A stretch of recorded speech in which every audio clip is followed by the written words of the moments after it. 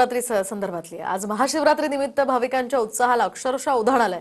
बम बम भोलेचा जयघोष करत हजारो भाविक या ठिकाणी देशभरातील विविध मंदिरांमध्ये दाखल झालेत। मंदिरात सुद्धा भक्तिमय वातावरण पाहायला मिळतंय। अंबरनाथमध्ये आपण ही दृश्य पाहतोय। सुंदर अशी रांगोळी काढण्यात आली आहे, मंदिराला आकर्षक सजावट करण्यात आली आहे। ऐतिहासिक हे मंदिर आहे। दुसरीकडे त्र्यंबकेश्वरमध्ये सुद्धा भाविक अगदी पहाटेपासूनच गर्दी करतायत दर्शनासाठी।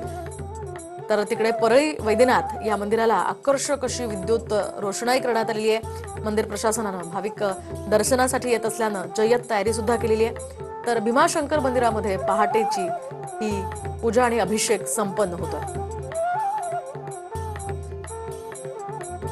दरम्यान बाबुलनाथ मंदिरातनं आमचे प्रतिनिधी गिरीश गायकवाड थेट आपल्यासोबत जोडले गेलेले आहेत। गिरीश, काय सांगाल? आज खरं तर महाशिवरात्रीचा उत्साह आहे, भाविकांचा कसा प्रतिसाद या ठिकाणी पाहायला मिळतोय?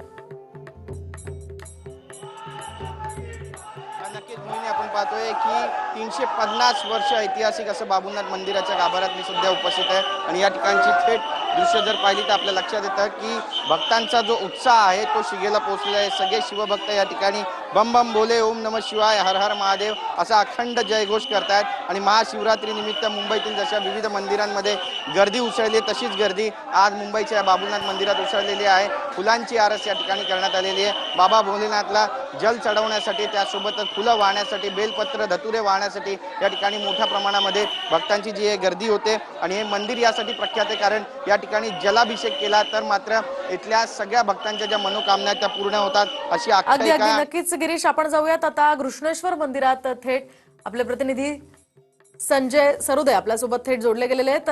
संजय, काय सांगाल? घृष्णेश्वर मंदिरामध्ये सुद्धा अगदी पहाटेपासूनच भाविक गर्दी करत असल्याचं कळतंय, कसं वातावरण आहे त्या ठिकाणी? वहिनी, नक्कीच धार्मिक वातावरण आहे या ठिकाणी। बघू शकता की आज महाशिवरात्रीचा पवित्र आज सण आहे। या ठिकाणी महादेव भक्त या ठिकाणी मोठ्या प्रमाणात या ठिकाणी बघू शकता रांगेमध्ये येत आहेत। राज्यच नाही तर देशभरातून या ठिकाणी भाविक भक्त येत असतात। 12 ज्योतिर्लिंगापैकी एक असलेलं हे ज्योतिर्लिंग घृष्णेश्वर हे ज्योतिर्लिंग आहे आणि या ठिकाणी रात्री 12 वाजल्यापासूनच भाविक भक्तांच्या रांगा लागलेल्या आहेत। हर हर महादेवच्या घोषणा देत या ठिकाणी भाविक भक्त दर्शन घेत आहेत।